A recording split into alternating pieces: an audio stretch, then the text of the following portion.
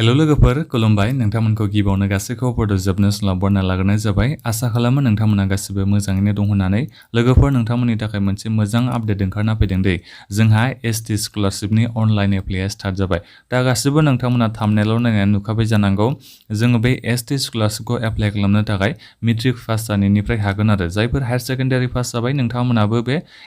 ST स्कलारशिपखौ apply खालामनो हागोन आरो बेजों लोगोसेनो जायफोर दायो आन्डार ग्रेजुवेट फरायगासिनो दङ जेनेबा दायो ग्रेजुवेट खालामगासिनो दङबाबो नोंथांमोनाबो बे एनएसपिनिफ्राय फैनाय एसटि स्कलारशिपखौ एप्लाइ खालामनो हागोन भिडिअखौ बिनिखायनो नोंथांमोना गासिबो जोबजासिम नायबानो जाबाय आं डिटेल्सै खोन्थाहरगोन माब्रै एप्लाइ खालामनांगौ माबा डकुमेन्ट्सखौ नोंथांमोना होनो नांगोन एप्लाइ खालामनाय समाव स्कलारशिप हिसाबै बेसेबां फैसाखौ नोंथांमोना मोननो हागोन बेफोरनि गासैबो डिटेल्सखौ आं बे भिडिअ गेजेरजों हरनो सानदों आरो बेजों लोगोसे लोगोफोर चेनेलाव नोंथांमोना सोरबाफोर गोदानै फैदोंबा चेनेलखौ साबस्क्राइब खालामनो दाबाव जाहाथे नोंथांमोना बेबायदिनो स्कलारशिपनि आपडेटजों लोगोसे साख्रिनि आपडेटखौबो मोनबाय थानो हायो लोगोफोर आङो नेशनेल स्कलारशिप पर्टेलनि अफिसियेल वेबसाइटआव दंफैखायो आरो बेजों लोगोसे मोनसे गोनां आपडेटखौ आं नोंथांमोननो हरनो सानदों दे जायफोर बिथांमोना दाख्लै बावैसो माबाखौ जानानै थांबाय आरो हायार सेकेन्डारि एग्जामखौ पास जानानै थांबाय बिथांमोना जुदि मोजां पार्सेन्टेज दङबा मोजां पार्सेन्टेज माने बिथांमोना जुदि फार्स्ट डिभिजन एबा 70% बारा पास मार्क लानानै बिथांमोना जुदि हायार सेकेन्डारिखौ पास जानो हादोंबा नोंथांमोना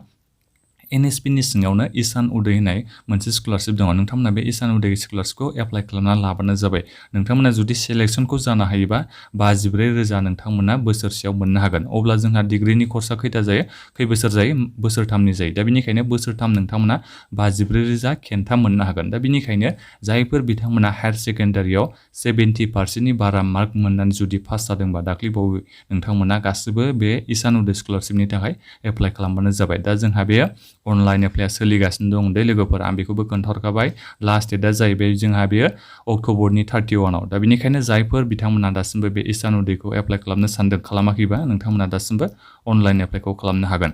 दा बिनिफ्राय फैदो जोंहा आसामनि बे एसटि स्कलारशिपनि बागै दा बेखौनो आं नोंथांमोनसिम बे भिडिअ गेजेरजों खोन्थाहरनो सानदों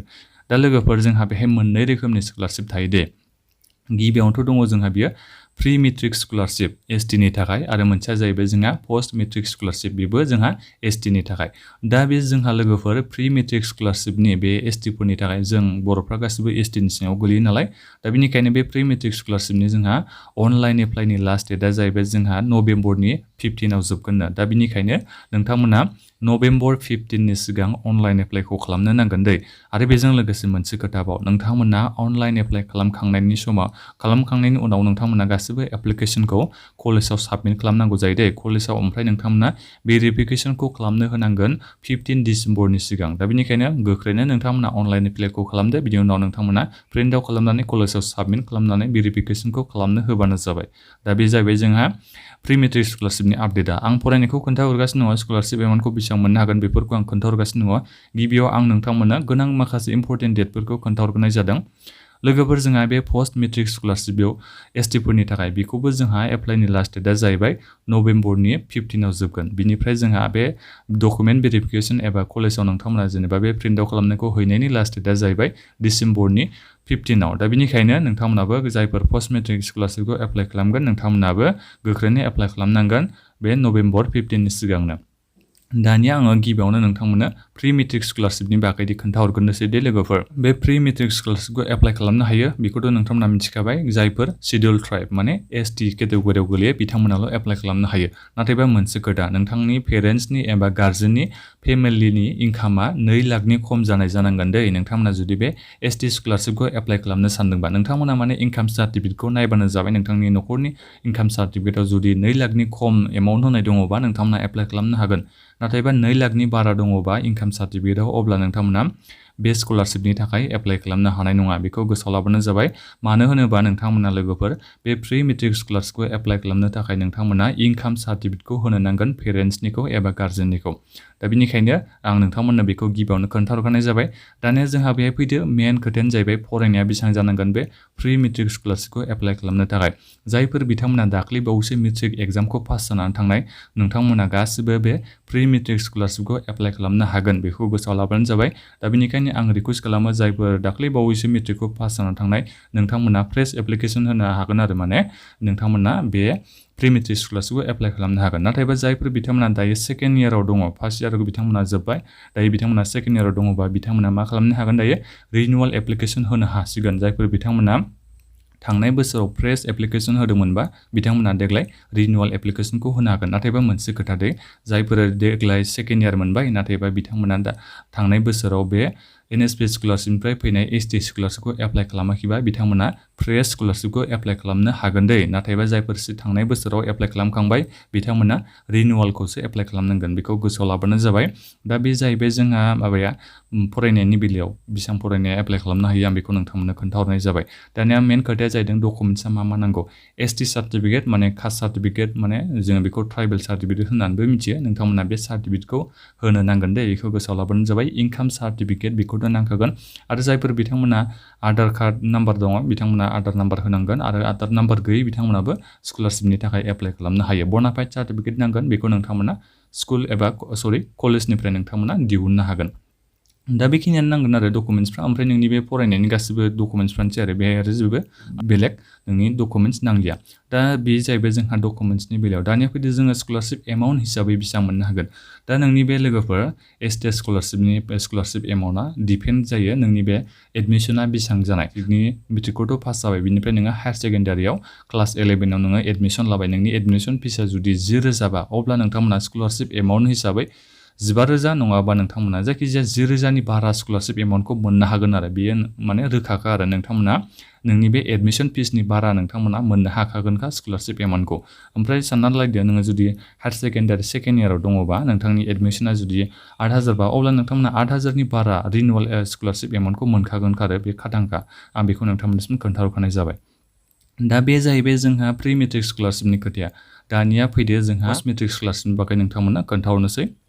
लोगोफोर नोंथांमोना बे प्रि मेट्रिकआनो जाया बे पस्ट मेट्रिकआनो जाया मानो नोंथांमोना बे स्कलारशिपखौ एप्लाइ खालामनाय समाव गावबा गावनि बेंक एकाउन्टनि डिटेल्सखौ होनांगौ दे दा बेहाय आरो नोंथांमोना माने गावबा गावनिखौ होआलासिनो मालायनि न'खरनिखौ सोरनिखौबा होलाबायोबा नोंथांमोना स्कलारशिप फैसाखौ मोननाय नङा दे दा बेनिखायनो गावबा गावनि एकाउन्टनि डिटेल्सखौ होबानो जाबाय पस्ट मेट्रिक स्कलारशिपखौ नोंथांमोना एप्लाइ खालामनो थाखाय नोंथांमोननि फरायनाया बेसेबां जानांगौ आं बेखौ नोंथांमोना गिबियावनो खोन्थाहरनो सानदों जायफोर बिथांमोना दाख्लैबो हायार सेकेन्डारि पास जाबाय एबा बिथांमोना हायार सेकेन्डारि पास जानानै दायो आन्डार ग्रेजुवेट फरायगासिनो दङ नोंथांमोना गासिबो बे पस्ट मेट्रिक स्कलारशिपखौ एप्लाइ खालामनो हायो दे जायफोर बिथांमोना नाथायबा मोनसे खोथा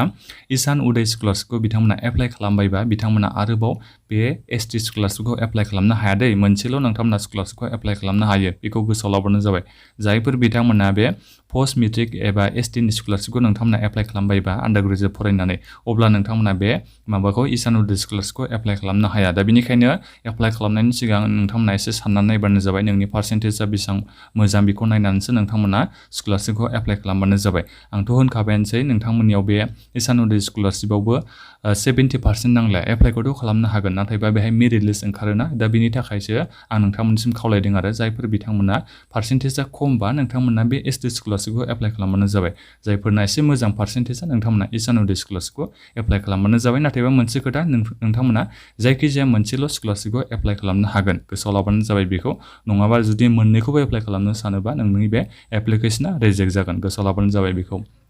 दा बे जाहैबाय जोंहा फरायनायनि बेलायाव आरो मोनसे खोथाबो दं जायफोर बिथांमोना ग्रेजुवेसन फरायगासिनो दङ जेनेबा आन्डार ग्रेजुवेट कर्स जेरै बिएड फरायनाय नोंथांमोनाबो गासिबो बे स्कलारशिपनि थाखाय एप्लाइ खालामनो हागोन दे बेखौ गोसोआव लाबानो जाबाय जायखिजाया नोंनि बे आन्डार ग्रेजुवेट कर्स आरो नोंनि बे खै बोसोरनि कर्स बेजों खोथा गैया जुदि नोंथांमोना जायखिजाया आन्डार ग्रेजुवेट कर्स फरायगासिनो दङबा नोंथांमोना बे पस्ट मेट्रिक स्कलारशिपखौ एप्लाइ खालामनो हागोन बेखौ गोसोआव लाबानो जाबाय आरो बेजों लोगोसे जोंहा रिनिउवेलनि बे पस्ट मेट्रिक स्कलारशिपनि रिनिउवेल एप्लिकेशनाबो स्टार्ट जाबाय नोंथांमोना थांनाय बोसोराव जायफोर एप्लाइ खालामनाय फ्रेश एप्लिकेशन नोंथांमोना दायो रिनिउवेलखौ खालामनो हागोन आरो स्कलारशिप एमाउन्टआव बेबो एखेयानो नोंनि बे माबानि सायाव जागोन आरो एडमिसननि सायाव जागोन आरो मोनसे खोथा दे जोंहा बे एसटिनि स्कलारशिपनि फैसाया मालाबा बुरजा हाबो माने बुंनो हाया आरो सोरनाबा खम हाबो सोरनाबा बारा हाबो बेबायदि जाबाय थायो जोंना बे एसटि स्कलारशिपआ माने फिक्सड एमाउन्टआ हाबा आरो गासिबनावबो दा बेनिखायनो बुंनो हाया स्कलारशिप एमाउन्टआ बेसेबां हाबगोन मालाबा गोबां हाबो मालाबा जोबोद खम हाबो आरो दा जायफोर प्राइभेट कलेजफ्राव फरायनाय बिथांमोननि स्कलारशिप एमाउन्टआ बांसिन हाबगोन मानि थाखाय बिथांमोननिया माने बे एडमिसन फिसा बारा जायोना बिनि थाखाय बिथांमोना बांसिन बांसिन स्कलारशिप एमाउन्टखौ मोननो हायो। दा बेहाय आरो मा डकुमेन्ट्स नांगौ, बे गासिबो डकुमेन्ट्सआ एखेयानो। दा बेखिनियानो लोगोफोर, नोंथांमोननो आङो बे स्कलारशिपनि एप्लाइ अनलाइन लिंकखौ भिडिअनि डिसक्रिपसनाव होनानै दोनदों। आं रिकुवेस्ट खालामो जायफोर नोंथांमोना स्कलारशिपनि थाखाय दासिमबो एप्लाइ खालामाखै, गोख्रैनो खालामना लाबानो जाबाय, जाहाथे नोंथांमोना उनावहाय माबाफोर गोरोन्थि जादोंबाबो गेबिं खालामनो हायो नालाय, इदिट खालामफिननो हायो। दा बेनिखायनो दानो नोंथांमोना स्कलारशिपखौ एप्लाइ खालामना लाबानो जाबाय। नोंथांमोना माबाफोर सोंनांगौ दङबा बे स्कलारशिपनि बागैनो भिडिअनि कमेन्ट बक्सआव नोंथांमोना कमेन्ट खालामना हरनो हागोन। दा बेखिनियानोमोन, भिडिअखौ शेयार खालामबानो जाबाय। गोजोन्थों।